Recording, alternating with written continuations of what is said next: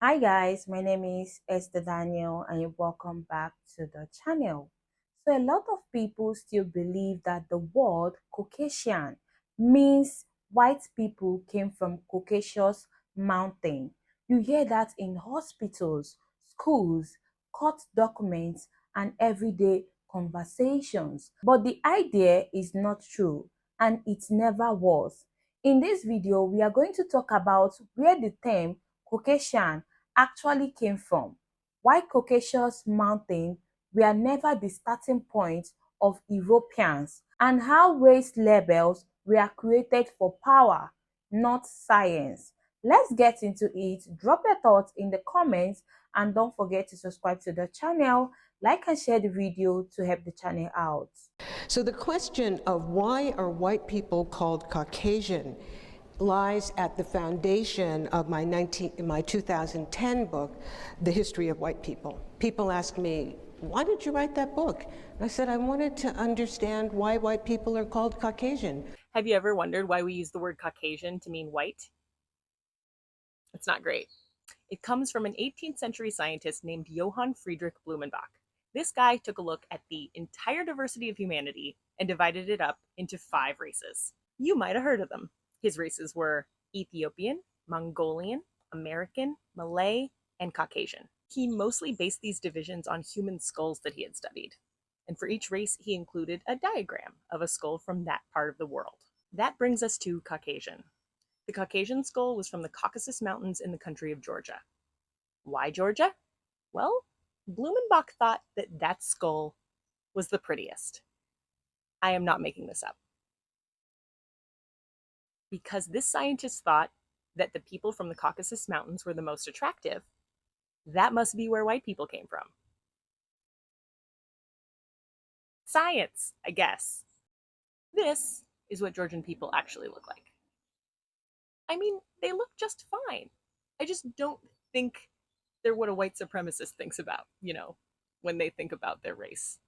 Anyway, that's why we say Caucasian. You know a white person? Do you know a Caucasian person? Did you think that those were the same thing? Well, they actually aren't, and today we're going to explain why. The word Caucasian actually comes from the Caucasus Mountains, which is in modern-day Armenia, Azerbaijan, Georgia, and parts of Iran, Turkey, and southern Russia. The real Caucasians are the diverse peoples of the Caucasus, who may not fit the stereotype of what a Caucasian is in America, such as a lot of Caucasians practicing Islam, having close ethnic ties to Asian cultures, such as Iranian and Turkic peoples. The reason Caucasian became attributed to white people throughout Europe is because of this guy, Johann Blumenbach. Early on during colonization, ideas about race were oftentimes pretty messy and incongruent, but in the 1700s, certain anthropologists started to build careers by adding to the lore of race by traveling and investigating the origins of different racial groups, or as I like to say, just making a bunch of stuff up. When Blumenbach traveled to the Caucasus Mountains, he thought the people there were the most beautiful in the world due to their skull shape, and that white Europeans had to have originated in that area as the middle ground of humanity. And he also thought that his 4 other races were devolved versions of the Caucasian race. Now the identity of the Caucasus has been taken by a German scientist and his unscientific ideas to further the oppression of colonized peoples around the world. So when discussing race, it might be better to use the term white to refer to the racial group of people who have ancestral origins in Europe, as opposed to associating all of them with those from the Caucasus region. Can we please stop discriminating Caucasian people? White people, if you want to specify and call everybody who has lighter skin white, even though Slavic people do not refer white to themselves. But here in the United States, for some reason, I'm referred based on my skin color, which I think is already racist. I have a name, I have a last name, I have a title, you can use all that, anything but my skin color if you guys are so sensitive about skin colors.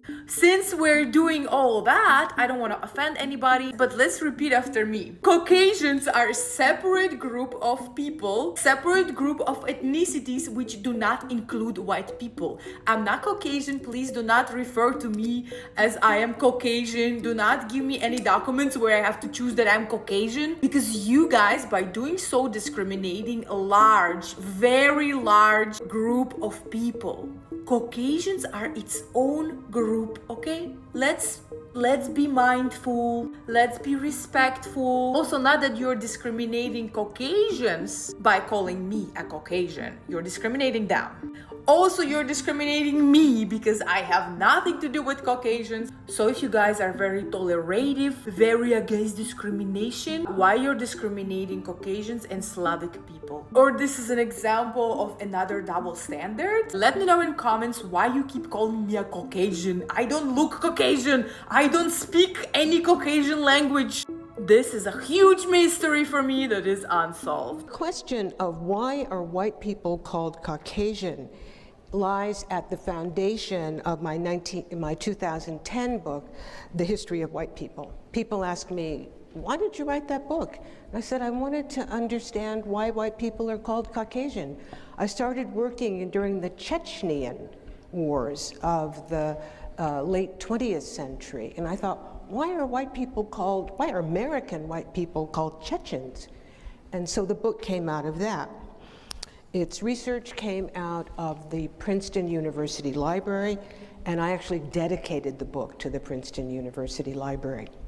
In today's lecture, written and produced by an artist as well as a historian, I hope to make you see as many people in this story as possible into real people in actual places and particular circumstances.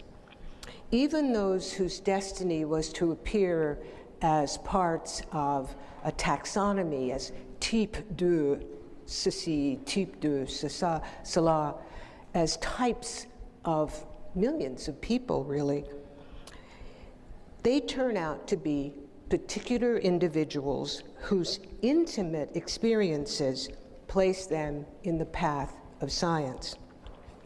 So that's my autobiographical introduction, telling you about my process and how my process influenced what I'm going to show you today. So my topic, the question, why are white people called Caucasian? It's a pretty simple question, and it's crossed a lot of people's minds. It's crossed more people's minds than have actually said it. How many of you have wondered about that? Put your hand up if you. Oh, okay. How many of you have said it out loud, have actually said to somebody, why are white people called Caucasian? Oh, so many fewer. So this has come up pretty often this year. So here's a general question, why are white people called Caucasian? And here's the question for 2013. Now, where exactly is the Caucasus, or are the Caucasus? Look for the red Google marker between the Black and the Caspian Seas. That shows you the place we're looking for, or the places we're looking for. And they're right on the border between Europe and Asia. Now, anthropologists have known what Caucasians look like in terms of taxonomy, type de Caucasus, or something like that. And these images come from William Z. Ripley's Races of Europe, 1899, which was the Bible of race thinking in the early 20th century, was the Bible for the federal government in the era of closing down immigration from Southern and Eastern Europe. So those people standing behind my Brooklyn revelers, those people are or were Caucasians. Now, a word on naming. In both the popular literature and the scientific literature, the names of the people and the places slide around. So we talk about Caucasian, we talk about Circassian or Circassian, we talk about Georgian, and those terms function almost interchangeably outside of Russia. But in the historical period, that is before the 20th century, before the late 20th century, those people were synonyms of the most beautiful people in the world. And if you ask Georgians, that is from the Republic of Georgia, if you ask them now, is it true Georgians are the most beautiful people in the world? What do they say? Yes. I haven't met Circassians and I haven't met people from the Caucasus who call themselves Caucasian, so I don't know their answer. Within Russia, however, Caucasians are the subject of negative stereotype, as a young American living in Moscow explains in this snippet of a video. Well, basically, what I want to talk about is what is the deal with the Caucasians in Moscow? And I'm not like a racist person or anything, especially because I'm black. Like, how am I going to be racist in Russia about other people? But it's not even that. I mean, like, all right, let me explain. There's always a huge group of them. And it's like, they don't socialize with the Russians there. It's hard to explain. Like, I have a great Caucasian friend from, he lives in Russia. Sorry, I forgot what countries he's from, and he's probably watching this video right now, but yo, it's early in the morning, I was drinking last night, I'm sure George understands. But I have a great friend named George, you know, he's Caucasian, and he doesn't even like the average Caucasian in Russia. Now, from what I hear from people, is that they're dangerous, they carry knives, they carry guns and all this stuff. And maybe that is, maybe that isn't. But I just want to know the deal, because apparently, from what I hear from a number of Russian people, that Caucasians are disliked more than blacks in Russia, like African black. And I'm like, holy crap, you know, they're hated more than us? I didn't think that was possible. The view from Moscow. Now, in February 2014, the Winter Olympics will begin in Sochi, which is the Black Sea resort in the Western Caucasus. And you are going to be hearing more about Sochi this afternoon and also in February.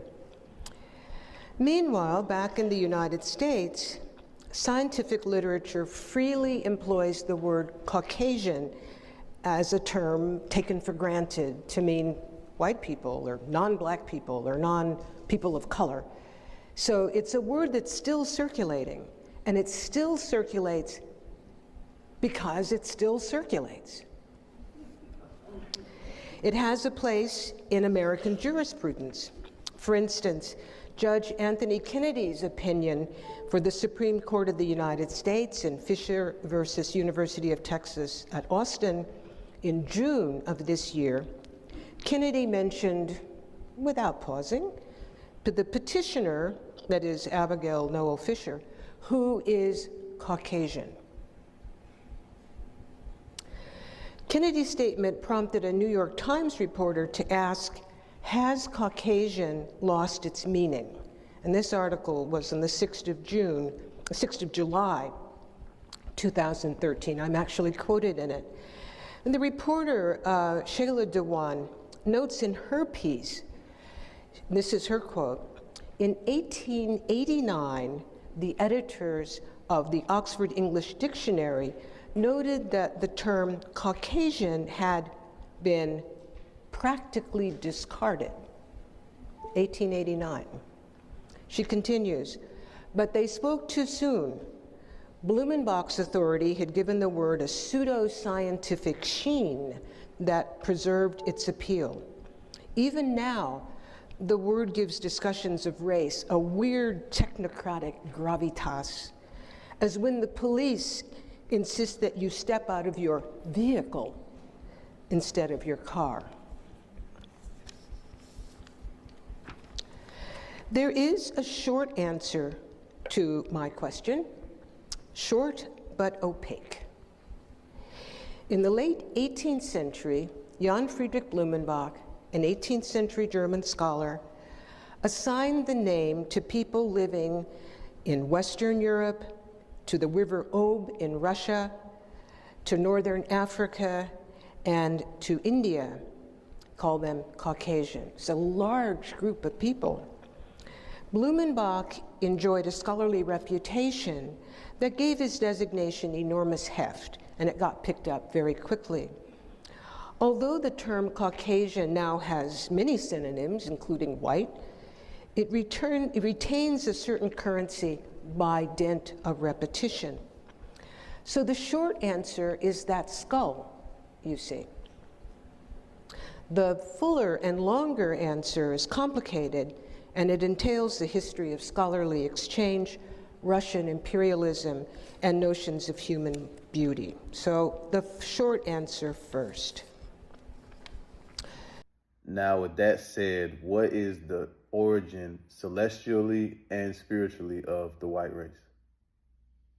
From the Akashic Records perspective, the spiritual origin of the Caucasian or white race is just as cosmic and layered as any other lineage, yet its purpose, development, and karmic trajectory carry distinct energetic imprints. In the earliest seeding of Earth, various star nations contributed different energetic lineages to cultivate a diverse planetary experience. The Caucasian race, in large part, carries frequencies linked to certain Pleiadian and Orion streams, particularly those involved in mental refinement, civilization building, and polarity experimentation. Some aspects also trace to early Lyran offshoots who sought to understand duality through embodiment of light-dominant genetic codes. Unlike the melanin-rich lineages who were designed to hold and transmit energy through rhythm, sound, and earth connection, the white race was encoded to explore mastery over environment, form, and systems. This is why many souls incarnated into white bodies have historically gravitated towards structure, order, innovation, and external influence, often in ways that both elevated and at times distorted natural law. Spiritually, part of the white race's soul contract was to experience separation, not as punishment, but as a journey of return. The paler phenotype, with less melanin and environmental adaptation, often reflects an energetic distancing from Earth's denser emotional fields. This made it easier in certain timelines for colonization and control-based systems to emerge, not because of inherent evil, but due to disconnection from the feminine, from nature, and from the body's deeper wisdom. But this same disconnection is also the seed of awakening. Many white souls today are here to transmute ancestral karma, restore balance, and evolve beyond the shadow of supremacy, domination, or artificial hierarchy. They are here to remember that their origin is not of control, but of cosmic service, to build, to bridge, and to harmonize once realigned with heart and source. So the true origin of the white race spiritually is as a galactic experiment in contrast, clarity, and return. When integrated, its gifts are profound: clarity of thought, spiritual structure, creative brilliance, and the capacity to unify through awareness, not dominance. Its healing lies in humility, remembrance, and reconciliation with the earth and all her peoples.